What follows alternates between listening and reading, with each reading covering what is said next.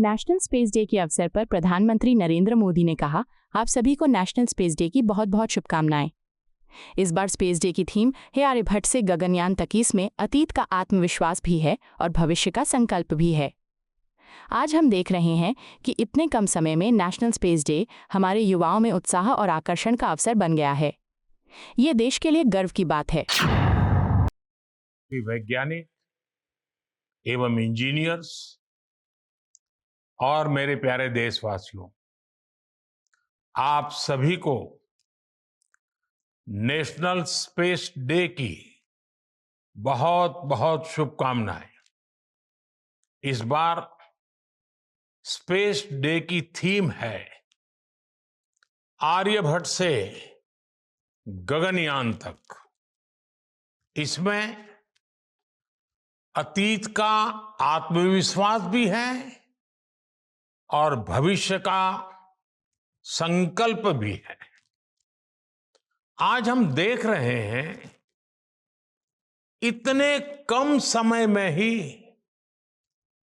National space day हमारे युवाओं में उत्साह और आकर्षण का अवसर बन गया है। ये देश के लिए गर्व की बात है। प्रधानमंत्री नरेंद्र मोदी ने कहा, स्पेस सेक्टर में एक के बाद एक नए मील के पत्थर गढ़ना भारत और भारत के वैज्ञानिकों का स्वभाव बन गया है।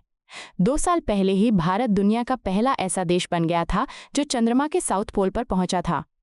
अभी 3 दिन पहले मेरी ग्रुप कैप्टन शुभांशु शुक्ला से मुलाकात हुई।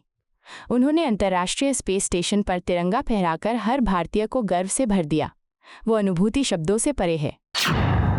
स्पेस सेक्टर में एक के बाद एक नए माइलस्टोन गढ़ना, ये भारत और भारत के वैज्ञानिकों का स्वभाव बन गया है। 2 साल पहले ही भारत पहला ऐसा देश बना था जिसने चंद्रमा के साउथ पोल पर पहुंचने का इतिहास रचा। हम स्पेस में डॉकिंग, अनडॉकिंग की क्षमता रखने वाले दुनिया के चौथे देश भी बन गए हैं। अभी 3 दिन पहले ही मेरी ग्रुप कैप्टन शुभांशु शुक्ला से मुलाकात हुई है। उन्होंने इंटरनेशनल स्पेस स्टेशन पर तिरंगा फहराकर हर भारतीय को गर्व से भर दिया। जब वो तिरंगा मुझे दिखा रहे थे, वो जो पल थी, जो अनुभूति थी, वो शब्दों से परे है। ग्रुप कैप्टन शुभांशु से हुई चर्चा में मैंने नए भारत के युवा के असीम हौसले और अनंत सपनों को देखा है। प्रधानमंत्री नरेंद्र मोदी ने कहा, जल्द ही आप सब वैज्ञानिकों की मेहनत से भारत गगनयान की उड़ान भी भरेगा और आने वाले समय में भारत अपना स्पेस स्टेशन भी बनाएगा। अभी हम चंद्रमा और मार्स तक पहुंचे हैं, अब हमें गहरे अंतरिक्ष में उन हिस्सों तक भी पहुंचना है जहां मानवता के भविष्य के लिए कई जरूरी रहस्य छिपे हैं। आज भारत सेमी क्रायोजेनिक इंजन और इलेक्ट्रिक प्रोपल्शन जैसी ब्रेक थ्रू टेक्नोलॉजी में तेजी से आगे बढ़ रहा है। जल्द ही आप सब वैज्ञानिकों की मेहनत से भारत गगनयान की उड़ान भी भरेगा और आने वाले समय में भारत अपना स्पेस स्टेशन भी बनाएगा। अभी हम मून और मार्स तक पहुंचे हैं। अब हमें गहरे अंतरिक्ष में उन हिस्सों में भी झोंकना है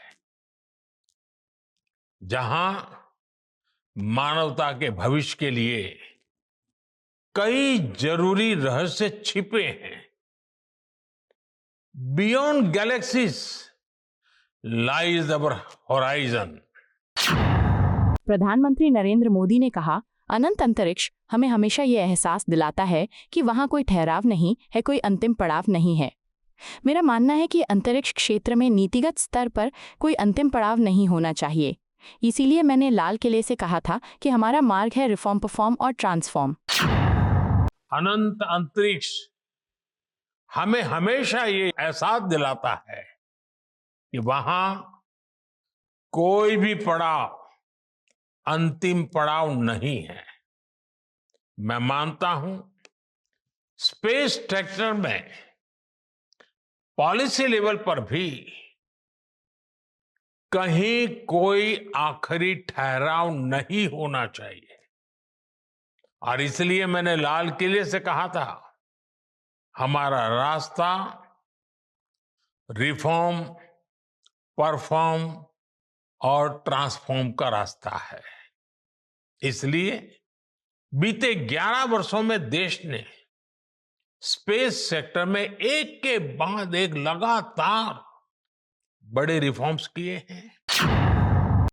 मध्य प्रदेश के मुख्यमंत्री मोहन यादव ने कहा, आज राष्ट्रीय अंतरिक्ष दिवस है। आज ही के दिन चंद्रयान की लैंडिंग हुई थी। आज बदलते दौर में भारत को एक नई पहचान मिली है। मैं सभी को बधाई देता हूं। उन्होंने आगे कहा, आज 2 कार्यक्रम हैं। एक तो जबलपुर में मध्य प्रदेश के सबसे बड़े फ्लाईओवर का लोकार्पण होना है। जबलपुर को एक बड़ी सौगात मिलने वाली है। दूसरा, कटनी हमारे खनिज का एक बड़ा क्षेत्र है। ऐसे में हम खदान आधारित उद्योगों के लिए एक उद्योग सम्मेलन का आयोजन कर रहे हैं। इससे किसानों में भी समृद्धि आएगी। युवाओं को भी बाहर जाकर नौकरी मांगने की जरूरत नहीं पड़ेगी। उन्हें प्रदेश में ही नौकरी मिलेगी। अंतर्राष्ट्रीय अंतरिक्ष दिवस भी है। आज के दिन चंद्रयान की लैंडिंग हुई थी।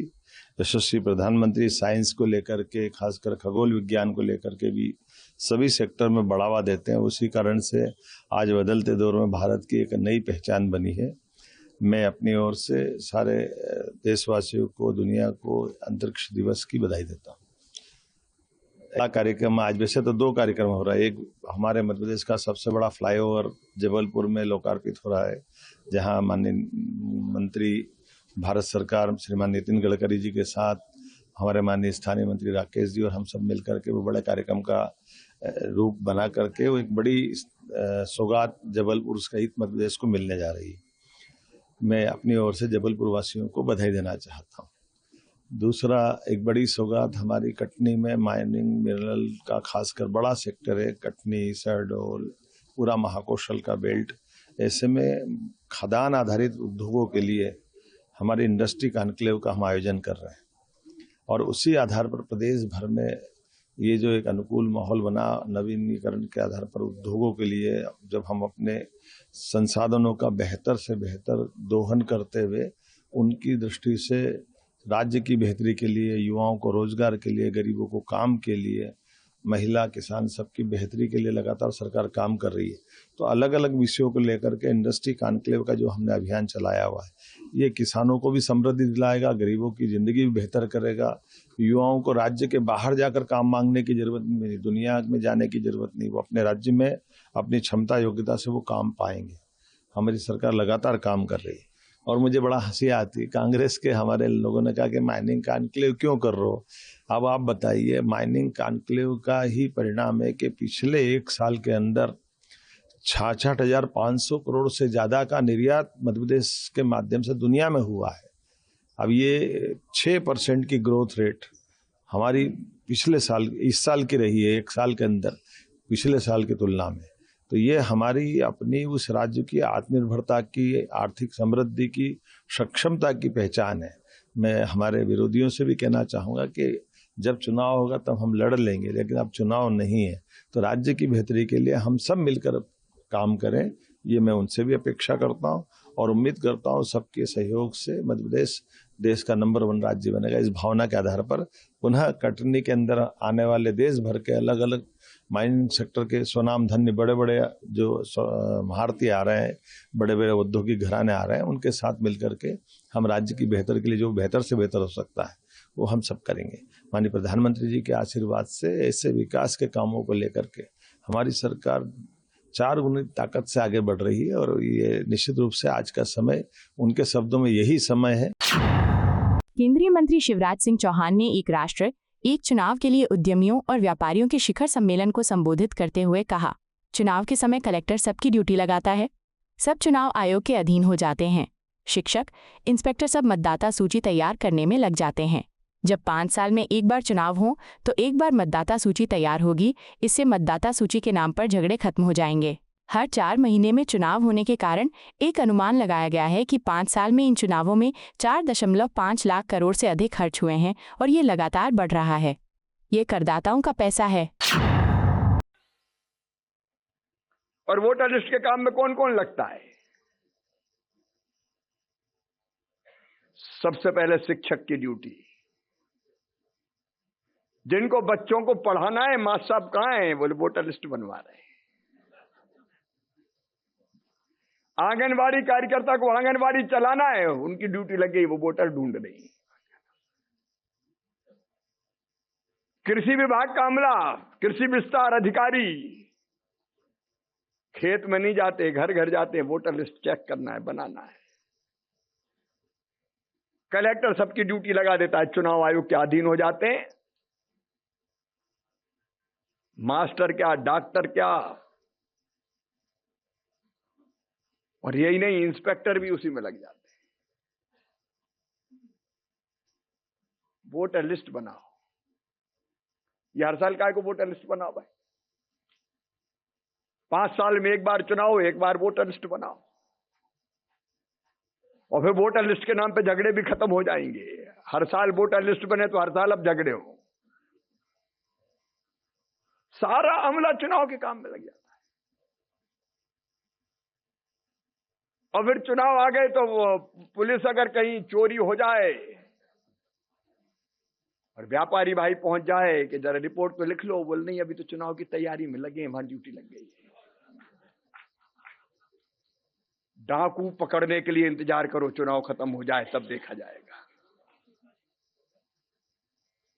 केंद्रीय पुलिस बल, स्थानीय पुलिस,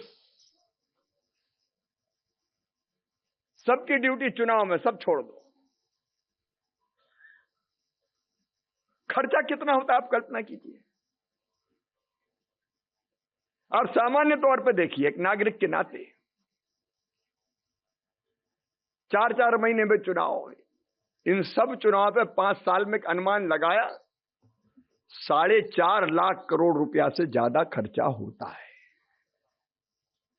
और अब ये लगातार बढ़ता जा रहा है, बढ़ते बढ़ते 7 लाख करोड़ तक पहुंचने की संभावना है। ये पैसा आखिर किसका है?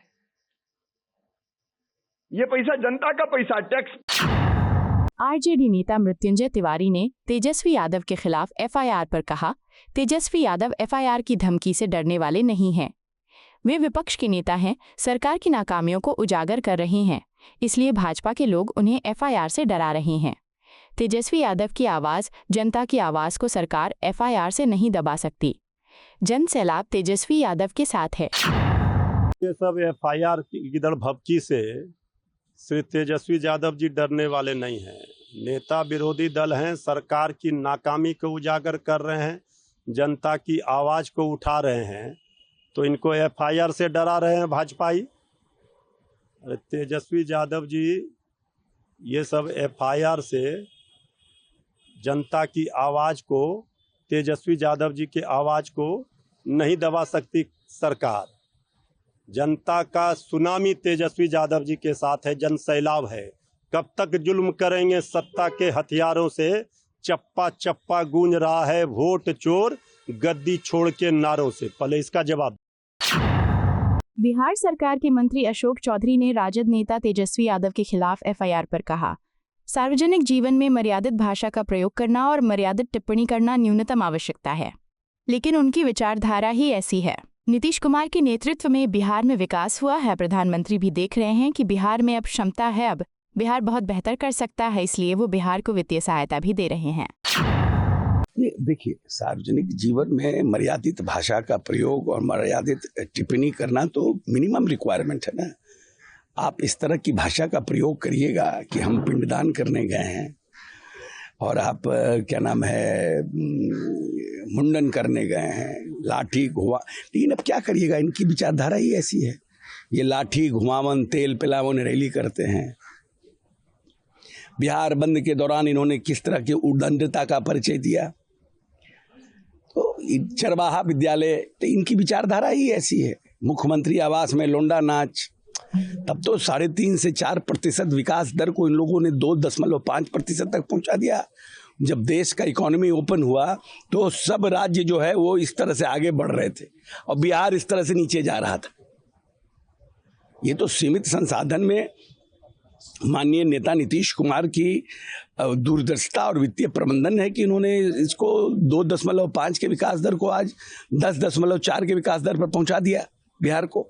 और हिंदुस्तान में सबसे तेज गति के विकास दर से बिहार आगे बढ़ रहा है। और देश के प्रधानमंत्री जी भी लगातार देख रहे हैं कि नहीं, बिहार में अब पोटेंशियल आ गया है। Now Bihar can do better, much better. तो उसके लिए लगातार प्रयास कर रहे हैं और आर्थिक सहायता दे रहे हैं। केंद्रीय मंत्री गजेंद्र सिंह शेखावत ने 130वां संविधान संशोधन विधेयक पर कहा, हाल ही में संविधान संशोधन का प्रस्ताव लोकसभा और राज्यसभा में पेश किया गया है। इस पर गंभीरता और विस्तार से चर्चा करने के लिए इसे जेपीसी को भेजा गया है, जिसमें लोकसभा से 21 और राज्यसभा से 10 सदस्य होंगे। ये निर्णय लिया गया है कि इसकी रिपोर्ट अगले संसद सत्र के दूसरे सप्ताह से पहले प्रकाशित कर दी जाए, ताकि इसे अगले सत्र में पारित किया जा सके। प्रधानमंत्री का हमेशा से संकल्प रहा है कि राजनीतिक क्षेत्र और शासन में सुचिता होनी चाहिए। जो लोग खतरे में हैं और जिन्होंने ऐसे काम किए हैं, उनका डरना स्वाभाविक है। अभी संविधान संशोधन के लिए प्रस्ताव लोकसभा और राज्यसभा में प्रस्तुत किया गया है। आप सबकी जानकारी में है कि इस विषय पर गंभीरता के साथ में चर्चा हो, विस्तार से चर्चा हो और बाद चर्चा के ऐसे महत्वपूर्ण विषय पर निर्णय लिया जा सके, इसको लेकर के इसे ज्वाइंट पार्लियामेंट्री कमेटी, जिसमें 21 सदस्य लोकसभा से और 10 सदस्य राज्यसभा से होंगे, उसको भेजा गया है। और ये तय किया गया है कि अगले संसद के सत्र के समय दूसरे सप्ताह से पहले इसकी रिपोर्ट प्रकाशित हो जाए या इसकी रिपोर्ट सदन के पटल पर रख दी जाए, ताकि अगले सत्र में इसे पारित किया जा सके। भारतीय जनता पार्टी का और माननीय प्रधानमंत्री जी का हमेशा ये संकल्प रहा है कि राजनीति में, राजनीतिक संस्थाओं में और गवर्नेंस में और अधिक शुचिता आनी चाहिए।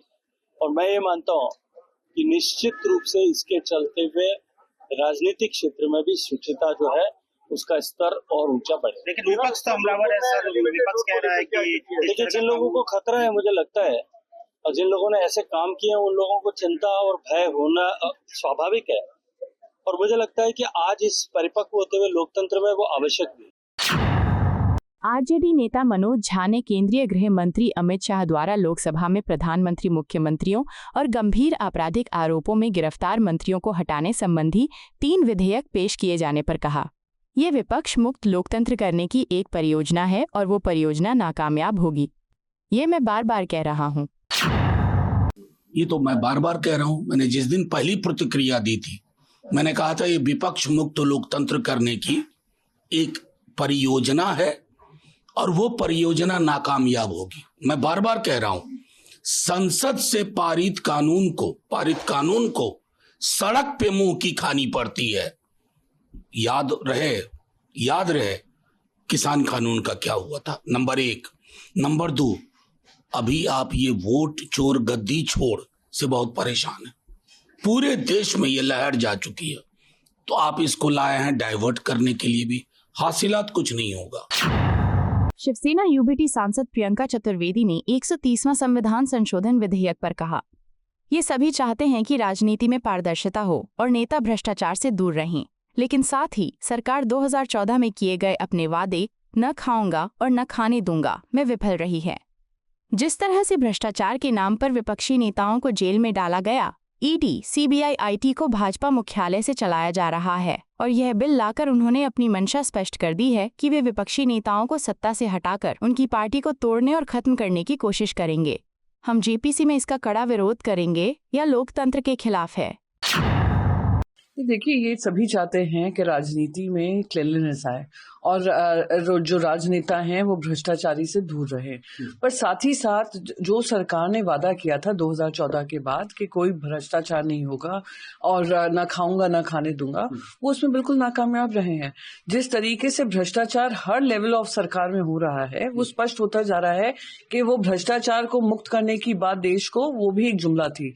और जिस तरीके से भ्रष्टाचार की आड़ में विपक्षी दल के नेताओं को जेल में डाला गया, ईडी, सीबीआई, इनकम टैक्स पूरा का पूरा भारतीय जनता पार्टी के हेडक्वार्टर से चल रहा है। उसी के साथ साथ एक ऐसा कानून लाकर उन्होंने ये स्पष्ट कर दिया है कि उनकी मंशा क्या है, कि वो जो भी विपक्ष के नेता हैं उनको गद्दी से हटाकर अपनी सरकारें बिठाकर उनकी पार्टियों को तोड़ेंगे, उनकी पार्टियों को खत्म करने की कोशिश करेंगे। और वो वन नेशन वन पार्टी का जो एजेंडा रहा है, जो जेपी नड्डा जी ने इलेक्शन लोकसभा के टाइम पे कहा था, वो लागू करने का काम हो रहा है, आइदर थ्रू इलेक्शन कमीशन और by bringing in acts like this. It's shameful. JPC में हम इसका कड़ा विरोध करेंगे। ये प्रजातंत्र के उसूलों के खिलाफ है, इलेक्टेड डेमोक्रेसी के खिलाफ है, कि जनता, जो वोटर्स जो डिसाइड करते हैं कौन उनके मुख्यमंत्री बनेंगे, उसके खिलाफ ये कानून आ रहा है। तो लोगों का ट्रस्ट डेफिसिट वैसे ही सरकार में कम है, तो ये जो एजेंडा भ्रष्टाचार के आड़ में विपक्ष को कम करने की कोशिश की जा रही है, वो स्पष्ट होता जा रहा है। आपको यह वीडियो पसंद आया हो तो इसे लाइक करें, हमारे चैनल को सब्सक्राइब करें